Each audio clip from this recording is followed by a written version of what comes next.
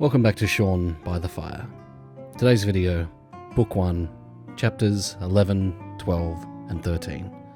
Please enjoy listening. Chapter 11. Later that evening, Brother Alf was patrolling his stretch of the wall when he noticed a movement in the ferns at the edge of Mossflower Wood.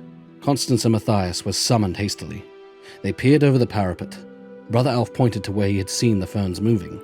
"Over there, to the right of that aspen. Look, they're moving again." Matthias had better nocturnal vision than either of his friends. He was the first to recognize the forlorn figure that rolled under the grass. "It's Ambrose Spike. He's hurt. Quick, let's get down there."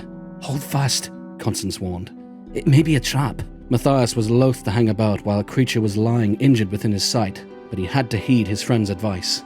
There just might be some of Clooney's rats lying in ambush for any creature that ventured into the shadowy fringes of Mossflower. However, Matthias was growing impatient. "We can't leave poor Ambrose lying out there, Constance. He'll die.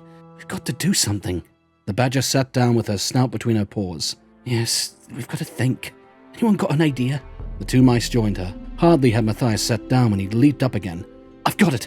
Stay here. I'll be back in a tick." Brother Alf watched the little figure flip-flopping off. He gave a sigh and shook his head. "What do you suppose our Matthias is up to?" The badger smiled affectionately. More and more she was coming to trust Matthias's natural skill as a leader and tactician.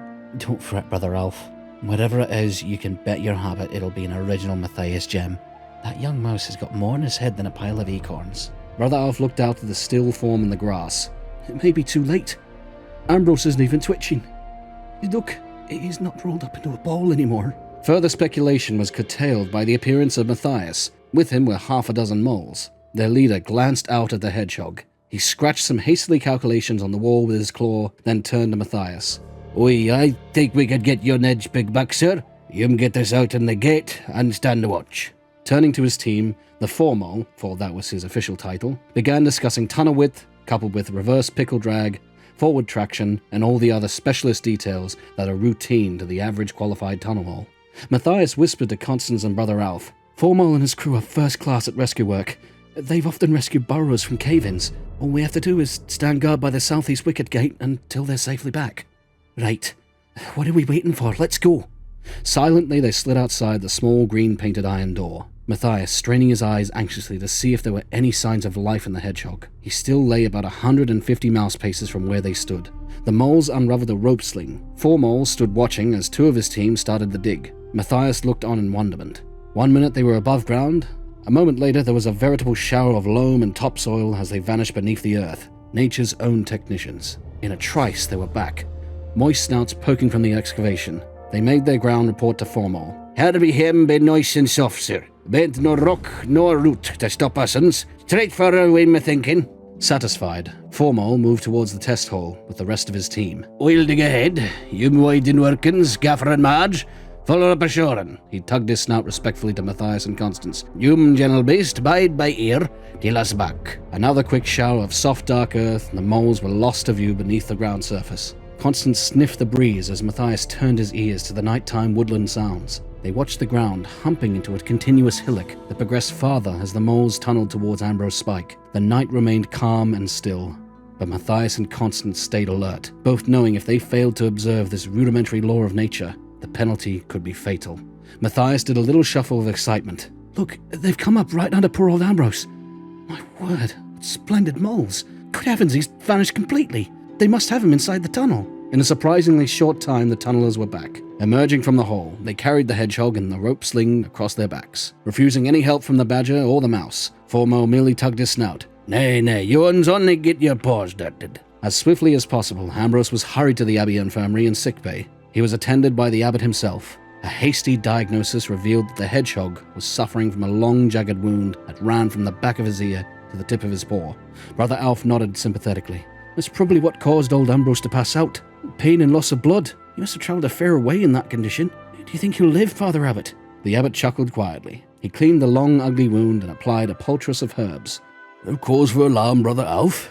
Ambrose Spike is made of leather and needles. Tough as a boulder, this old ruffian is. Look, he's beginning to come around already." Sure enough, after some peculiar grunts and much curling and uncurling, the hedgehog opened his eyes and looked about. "Oh, my aching ear. Father Abbot, you wouldn't see a poor son of the Spike suffering like this without a drop of last October's nut brown ale to wet his parched gullet, he pleaded. All the creatures laughed aloud with delight and relief at seeing their old friend alive and well once again. Matthias was astonished at the amount of nut brown ale that Ambrose supped before he deemed himself fit enough to make a report. The hedgehog smacked his lips noisily. Ah, that's better. Now let me see. I did as you asked me. It gave as many creatures fair warning as I could. The Joseph Bell helped a great deal to warn everyone. Well, to cut a long story short, it must have been near noon when I stopped at Volbank. I told the Vols the bad news, and blow me if that little ninny Colin Vol didn't go streaking and screaming all over the place as to how they'd all be murdered in their beds. Believe me, there was no way of silencing that daft young thing. Anyhow, his noise must have alerted a pack of those rats who were out foraging. Before you could say knife, they were upon us. There was such a gang of them that I couldn't do anything. I had to curl up. They carried off young Colin and his mum and dad, but try as they would, there was no laying claws on Ambrose Spike. No, sir. Then one of them had a go at me with a point of an iron churchyard railing. Stabbed away at me, the devil did. They reckoned I was dead. Said I was too spiky to eat, so they dragged the Vol family off, and I lay still until the coast was clear. I made it as far as Mossflower, and that's all I can remember. Is there any more left in that jug? This wound's giving me jip. I need ale for medicinal purposes, Father Abbot. Matthias groaned and hung his head in despair. The Vol family taken captive. Death or slavery was all the wretched creatures could look forward to. Emboldened by the rescue of the hedgehog, Matthias was about to suggest that he and Constance, together with some hand-picked helpers, venture to undertake a rescue mission to St. Ninian's Church. It was as if the abbot and Constance both read his thoughts at the same time. Abbot Mortimer sighed and shook his head at Matthias. The badger was more voluble. Matthias, forget it. Abandon any hopes you have of snatching the Vol family from under Clooney's nose. Imagine it, a few of us going up against several hundred armed rats in their own camp. Ridiculous. A fat lot of good we'd be as defenders of Redwall, with our heads fixed to Clooney's standard. Matthias, you're a very brave young mouse, so please try to set an example to the rest, but not becoming a foolish or dead one. On reflection, Matthias could see the wisdom of the badger's counsel. Long after they had all retired for the night, he sat up thinking. 100 mad ideas pounded through his brain, each one wilder than the last. Feeling at a loss, he wandered up into Great Hall and stood in front of the tapestry. Without consciously realizing it, he found himself talking to Martin the warrior. Oh, Martin, what would you have done in my place? I know that I'm only a young mouse, a novice, and not even a proper Redwall member yet. But once you were young too, I know what you would have done. You'd have buckled on your armor, picked up your mighty sword, gone down to that church and battled with the rats until they released the Vols or perished beneath your blade. But alas, those days are gone. I have no magic sword to aid me, only the advice of my elders and betters to which I must listen. Matthias sat down upon the cool stone floor. He gazed longingly up at Martin the warrior. So proud, so brave. What a dashing figure he cut, looking back down to himself in his baggy green robes and oversized sandals. Matthias felt hot tears of shame and frustration spilling from his eyes and dripping onto his young whiskers. Unable to stop himself, he wept freely. The soft touch of a gentle paw on his back caused him to look around. It was Cornflower. Matthias wished he were dead. He quickly turned his face away, knowing she could see his tears. Cornflower, please go away, Matthias sobbed. The little field mouse, however, would not go. She sat down on the floor next to Matthias. Taking the edge of her pinafore, she softly wiped away his tears. For such a shy little mouse, she had quite a bit to say. Matthias, don't be ashamed. I know why you cry and grieve. It is because you are kind and good. Not a hard-hearted, pitiless rat like Clooney. Please listen to me. Even the strongest and bravest must sometimes weep. It shows they have a great heart, one that can feel compassion for others. You are brave, Matthias. Already you have done great things for one so young.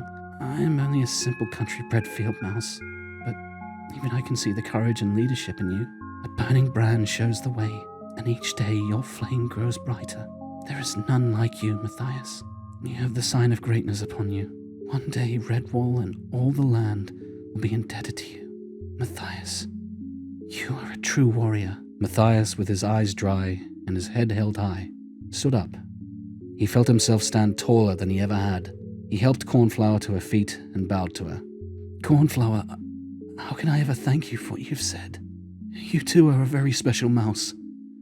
It is late now. Go and get some rest. I think I'll stay here a while longer. The field mouse untied her headband. It was her favorite one, pale yellow, bordered with the cornflowers after which she was named. She tied it to Matthias's arm, the right one, just above the elbow, a maiden's colors for a champion warrior. Silently she crept off. Matthias could feel his heart beating against his chest. He spoke to the image of Martin. Thank you. You spoke to me through cornflower. You gave me the sign that I asked of you. Chapter 12. At the Church of St. Ninian, Clooney sat in the wreckage of what had once been a pulpit. Redtooth, Darklaw, Cheese Thief, and Fangburn lounged about at his feet on old burst hassocks. Clooney was in one of his strange moods again. He showed little interest in the captive Vole family, merely ordering that they be kept under guard until he found time to deal with them. Most of his army slept in the choir loft or the Lady Chapel. The rest were posted on sentry duty outside. Cautiously, his captains watched the warlord. Clooney's long tail swished restlessly. The single eye stared at a carved eagle holding the rotten lectern on its outspread wings. What thoughts occupied the dark, devious mind of Clooney the Scourge? Finally, he looked up and spoke. Go and get Shadow. Bring him here to me. Darklaw and Fangburn scurried off to obey the command. Silently, the others waited, their eyes glinting in evil anticipation. The chief had a plan. Like all of his schemes, it would be cunningly simple and wickedly brilliant. There was no better general than Clooney when it came to strategy. Shadow had been with Clooney for many years. Nobody was sure if he was a rat or weasel, or even a bit of both. He was very lithe and wiry, and his long, sinewy body was covered in sleek, black fur. There was no hint of another color in his coat. It was blacker than moonless midnight. His eyes were strangely slanted, black without any brightness in them. The eyes of Shadow were like those of a dead thing. He stood before Clooney, who had to strain his one eye against the darkness of the church to make sure he was really there. Shadow, is that you? The reply sounded like a whisper of wet silk across a smooth slate. Clooney, I am here. Why do you want Shadow? The captain shivered at the sound of the voice. Clooney leaned forward. Did you see the walls of that abbey today? I was there. Shadow sees all. Tell me true. Could you climb them? No beast I know of could climb those walls. Except you. Except me. Clooney gestured with his tail. Come closer then. I'll tell you what must be done. Shadow sat at the top of the pulpit step. Clooney issued his orders. You will climb to the abbey wall. Many sentries patrol the top of the wall. Take the utmost care. If you get captured, you are no use to me. There's no point in one alone trying to attack the gatehouse and open the door. It's too well guarded. So forget the gate. Shadow gave no hint that Clooney had inadvertently read his mind. He remained motionless as Clooney continued. Once you have scaled the wall, make for the main abbey door. Should it be locked for the night, you use all your skill to open it without any noise. It is vital that you get inside. The first room you will find yourself in is the main one. The mice call it Great Hall. Walk in, turn around, and on the left wall, facing you, is a long tapestry, covered in pictures and designs. Now listen carefully. In the bottom right-hand of the corner of that tapestry is a picture of a mouse dressed in armor, leaning on a big sword. I want it. Cut it, rip it, or tear it out. But get it for me. I must have it. Don't come back without it, Shadow. Puzzlement was written on the faces of the four captains who had overheard the orders. A picture of a mouse? Clooney had never been known as a collector of pictures. Fangburn whispered to Cheese Thief. What use is a picture of a mouse to the chief? Clooney heard. He came to the edge of the pulpit. Grasping the sides of the lectern, he surveyed his small congregation like some satanic minister. Brother Fangburn, let me explain. I will tell you why it is that you and all your kind will forever remain servants, while I shall always be the master. Did you not see the faces of those mice today? The mere mention of Martin the warrior sends them into ecstasies. Don't you see? He is their symbol. His name means the same to those mice as mine does to the Horde. In a different way, maybe. Martin is some sort of angel. I'm the opposite. Think for a moment. If anything were to happen to me, you'd all be leaderless rabble, a headless mob. So if the mice were to lose their most precious omen, the picture of Martin, where would that leave them?" Redtooth slapped his haunches. He rocked to and fro, sniggering with uncontrollable glee. "Brilliant, Chief. Diabolical. They'd just be a crowd of terrified little mice without their wonderful Martin." Clooney's tail banged down the rotting lectern, smashing it into several fragments. "And that's when we'll strike." The powerful tail lashed backwards, wrapping itself around Shadow's body. He was dragged forward, face to face with his master. Clooney's rancid breath blasted into Shadow's face as he ground out each syllable. "Bring that picture back here to me. Do this, and your reward will be great when I sit on the abbot's chair in Redwall Abbey. But fail me, and your screams will be heard far beyond the woodland and meadows." Clooney the Scourge had spoken. Chapter 13. The sun's first rays flung wide the gates of dawn. The inhabitants of Redwall were already up and about. After breakfast, the abbot issued daily orders. All those not employed defending the abbey would husband the crops and gather in supplies for the larders in the event of a prolonged siege. Young otters collected watercress and fished. Cornflower headed a party of mice to reap the early cereal crops. More youngsters tended to the salad gardens. The bright summer morning hummed to the bustle of industrious woodlanders. Ambrose Spike, now sufficiently recovered, sat in the storeroom taking stock. Lots of nuts and preserved berries from last autumn, apples and pears aplenty. Unfortunately, the hedgehog could not check the cellars. Brother Edmund and Friar Hugo had the only two keys. He licked his lips at the thought of barrels of nut brown ale, strong cider, creamy stout, and the little kegs. Ah, the dear little kegs, full of elderberry wine, mulberry brandy, blackcurrant port, and wild grape sherry. "Your head's pick. Him and us are putting these roots and dandelions, asting up at him right heavy." Ambrose sighed wistfully as he attended the two moles staggering under a bundle of dandelions and tubers. "Oh, them little taters steady, Bill. You're to tip 'em up. Let go." More baby moles. Ambrose poured the bandage on his wound. A hedgehog's work was never done. Matthias and Constance stood in the cloisters. They had taken charge of weapon training.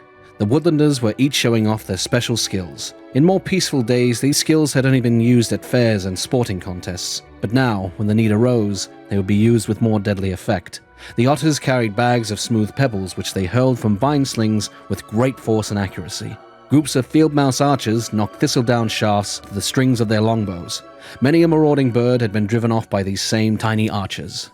Bands of Redwall mice practiced at thrust and parry with staves. Below the wall in the abbey grass, Formole directed his crew as they dug up a trench. This was lined with sharpened stakes by a solitary beaver. A system of ropes and pulleys carried the baskets of stone and trench debris up to the ramparts. Defenders piled it in heaps at the edge of the parapet. Matthias took a group of Redwall mice to instruct in the use of the quarterstaff. He had discovered in himself a natural skill with the long ash pole. None of the mice had ever competed in any type of violent sport. They were awkward and timid. But as it was a personal choice between learning cudgel and wrestling from Constance, or quarterstaff from Matthias, to a mouse they had opted for the latter. Matthias found he had to be quite severe with them. Accordingly, he dealt out some hefty blows and hard falls to make the more timid souls angry enough to retaliate. "Keep that head guarded, Brother Anthony." Thwack! "I warned you, brother. Now look out. I'm coming after you again." Thwack! No, don't just stand there, brother. Defend yourself. Hit out at me." Thwack! Crack! This time Matthias sat down hard, rubbing dazedly at his sore head. Constance chuckled. "Well, Matthias, you've only yourself to blame. You asked Brother Anthony to hit out at you, and my word, he's certainly obliged. I'll have to recruit him for my cudgel class. He shows promise." Matthias stood up, smiling ruefully. He rested on his staff. "Yes, he's very strong, but I do wish we had some real weapons of war. Swords and daggers and such like. We won't kill many rats with wooden staves." "Maybe not," the badger replied. "But you must remember that we're here to defend, not to attack or kill." Matthias threw down his staff. He took a dipper of water from an oaken pail, drinking deeply, and splashing the remains over his aching head. "A wise observation, Constance, but You try telling that to Clooney and his horde. See how far you get. Lunch that day was served out in the orchard. Matthias lined up with the other woodland creatures to collect his food. A bowl of fresh milk, a hunk of wheaten loaf, and some goat's milk cheese. Cornflower was serving. She gave Matthias an extra large wedge of cheese. He rolled up the sleeve of his habit and pulled out the corner of her scarf. Look, Cornflower, a very close friend gave this to me last night. She laughed at him. Get along and eat your lunch, Warrior Mouse, or I'll show you my deadly aim with this piece of cheese. Strolling through the dappled shade of the orchard, Matthias sought out old Methuselah. Slumping down beneath a damson tree, the young mouse munched away at his lunch. Methuselah was sitting with his back against the tree, his eyes closed in an apparent doze. Without opening them, he addressed Matthias. How goes the practice war, young stave master? Matthias watched some of the tiny ants carrying off his fallen breadcrumbs as he answered. As well as possible, Brother Methuselah. And how are your studies coming along? Methuselah squinted over the top of his spectacles. Knowledge is a thing that one cannot have enough of. It is the fruit of wisdom, to be eaten carefully and digested fully, unlike that lunch that you are bolting down, little friend. Matthias set his food to one side. Tell me, what knowledge have you digested lately, old one? Methuselah took a sip from Matthias's milk bowl. Sometimes I think you have a very old head for such a young mouse. What more do you wish to know about Martin the warrior? Matthias looked surprised. How did you know I was going to ask about Martin? Methuselah wrinkled his nose. How do the bee folk know there is a pollen in a flower? Ask away, young one, before I doze off again. Matthias hesitated a moment, then blurted out. Brother Methuselah, tell me where Martin lies buried. The old mouse chuckled dryly. Next you're going to ask me where to find the great sword of the warrior mouse. But how did you know that? Stammered Matthias. The ancient gatehouse keeper shrugged his thin shoulders. The sword must lie buried with Martin. You would have little use for dusty bones of a bygone hero. A simple deduction, even for one as old as I am. Then you know where the warrior lies. Methuselah shook his head. That is a thing no creature knows. For many long years now, I have puzzled and pored over ancient manuscripts, translating and following hidden trails, always with the same result. Nothing. I have even used my gift of tongues, speaking to the bees and others who can go into places too small for us. But always it is the same. Rumors, legends, and old mouse tales. Matthias crumbled more bread for the ants. Then the warrior's sword is only a fable. Methuselah leaned forward indignantly. Who said that? Did I? No, but you... Nothing of the sort, young mouse. Listen carefully to me. I have an uncanny feeling that you may be the one I have been saving this vital piece of information for. Matthias forgot his lunch. He listened attentively. About 4 summers ago, I treated a sparrowhawk who had pulled a sinew in her foot. She could not use her talons properly. As I remember, I made her promise never to take a mouse as prey. She was a fierce, frightening bird. Have you ever been up close to a sparrowhawk? No, of course you haven't. Well, let me tell you, they can hypnotize small creatures with those savage golden eyes. Born killers they are. But this hawk said something that made me think. She talked of the sparrows, called them winged mice, said that many years ago they had stolen something from our abbey, a treasure that belonged to the mice. Wouldn't say what it was. Just flew off. Who expects gratitude from a sparrowhawk anyway? Matthias interrupted. Have you ever spoken to the sparrows about this something?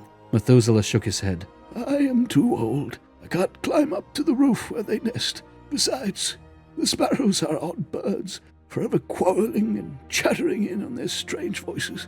They are warlike creatures, extremely forgetful and completely savage. They'd throw you from the roof and kill you before you had a chance to get near their tribal nests.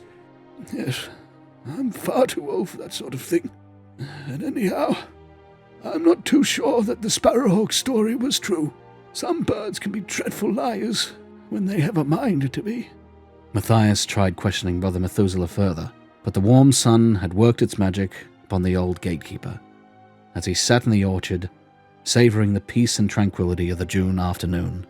This time there was no deception. He was genuinely fast asleep.